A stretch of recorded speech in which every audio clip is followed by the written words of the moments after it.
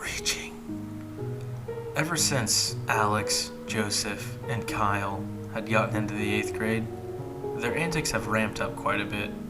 Being in the highest grade in the middle school made them feel so mature, but ironically led them to act more immature than ever.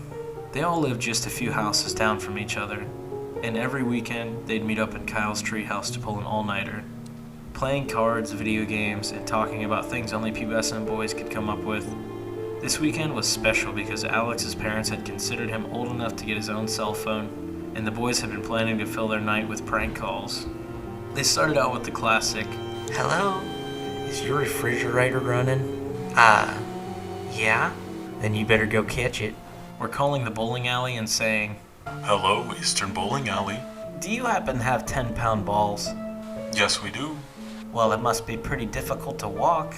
This kept them amused for hours, but eventually things took a turn. They called another random number, and the voice of an old man answered. "Hello." The old man said, "I'm looking for a Drew." "Who?" "A Drew Peacock," said Alex before the boys burst into wheezing laughter. "You think you're funny, harassing people over the phone? The old man asked. Just because you're up in that treehouse doesn't mean you're safe." The boys went silent. How did he know they were in a treehouse? "Good luck sleeping tonight," said the old man right before Alex hung up the phone. They looked at each other in shock. "Maybe we should call it a night," said Alex. Joseph and Kyle agreed. The treehouse had 2 bunk beds in it. Joseph and Alex on one, Kyle by himself on the other. They all just laid in silence for a bit, still creeped out by what the old man had said. Alex's phone suddenly started to ring. It was the same number they had called the old man at. He answered slowly. "Hello?" "It's impolite to make prank calls. Someone ought to teach you a lesson," said the voice on the phone right before Alex cut him off. "F you, dude," he said before he hit the end call button. He received a text message almost immediately after. It was some strange language he'd never seen before. Just a few words of gibberish he didn't understand. Alex typed out a response, filled with threats and a few words he wouldn't dare say in front of his parents, and hit the send button. That creep needs to just let it go, Alex thought out loud. "Seriously?" Kyle responded. A little more time passed before the boys tried again to get some sleep. Eventually they found it. They were sleeping for maybe an hour when a subtle scraping noise began to rouse all of them. It sounded like something sliding across the floor. Kyle shot up. "Which one of you is trying to grab my leg?" he said angrily. "That's not funny." "I'm not doing anything," said Alex in a tired voice.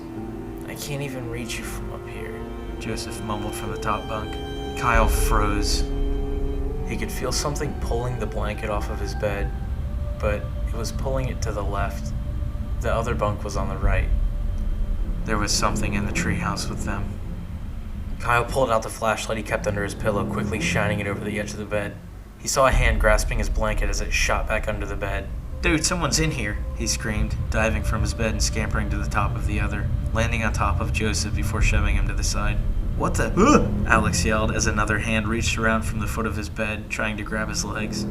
He swung out and reached up, grabbing the mattress above him and pulling himself up onto it next to the other boys. They huddled around each other in the middle of the top bunk as dozens of hands reached up, grabbing for them and pulling at the blankets, trying to get to them. None of them could move. Terror had frozen them to the spot. The pocket of Alex's basketball shorts began to vibrate. It was his phone ringing again. He pulled it out and looked at the screen. It was the old man's number. He answered it and immediately started pleading. "It was just a prank, bro. Please stop. We won't do it again." The hands stopped and slowly slid away as the room fell silent for a few seconds before the old man responded. "We've been trying to reach you about your car's extension.